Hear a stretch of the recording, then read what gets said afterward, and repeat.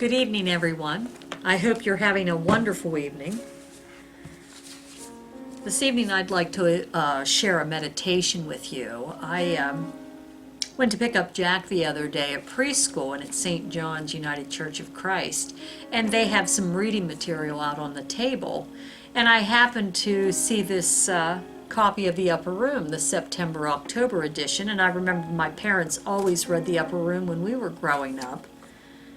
So I opened it up, sat down, and thought, well, I'm just going to read for a few minutes until Jack's done. And just happened to open up right to the center, and it's called No Regrets. So I'd like to share this with you this evening. As I read down over this, I thought, what a wonderful story, and something that I need to keep in mind each and every day.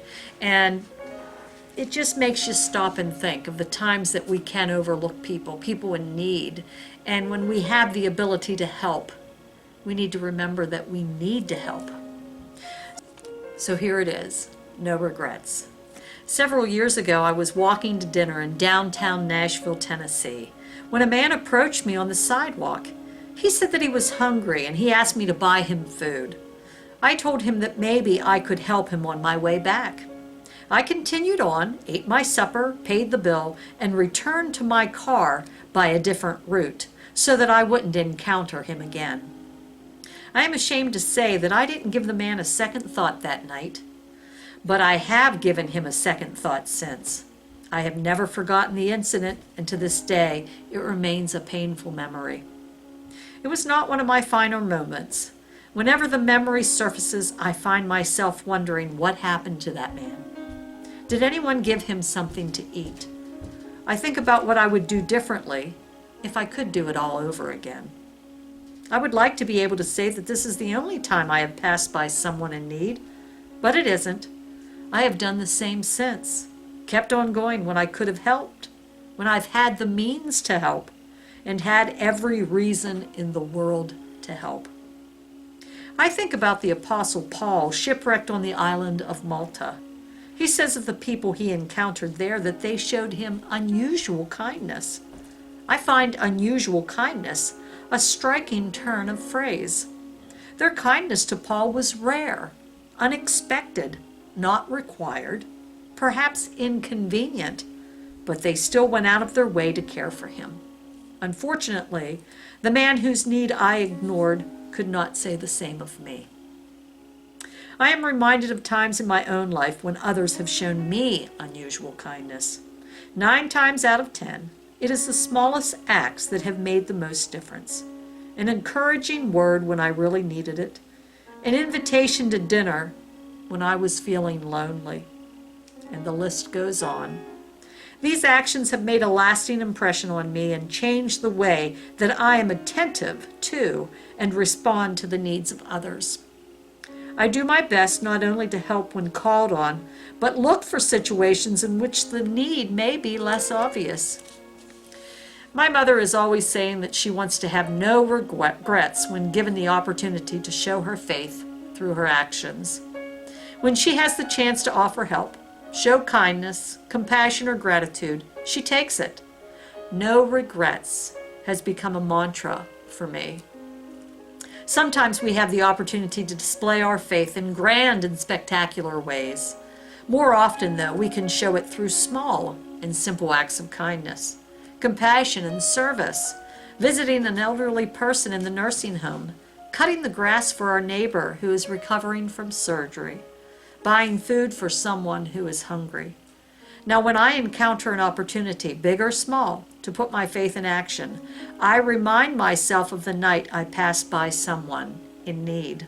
I remind myself that when it comes to helping others, I too want to have no regrets.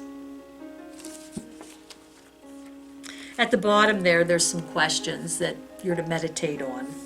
Questions to reflect. Think about a time when you have missed an opportunity to put your faith into action. Have you walked by that person who is in need? Have you ignored someone or walked the other way? When the phone rings, do you not pick it up because you're just not in the mood to talk to that person that you know might be a little lonely? Is there someone that you know that might have recovered from surgery and maybe a meal would help them out? or someone who might need a ride to the grocery store, someone who just might need a phone call, a message, a text, an email. Hey, how you doing? I was thinking of you today. Is there someone you can let know today that you just care about them and you're concerned with their well-being? It can make all the difference in the world to them.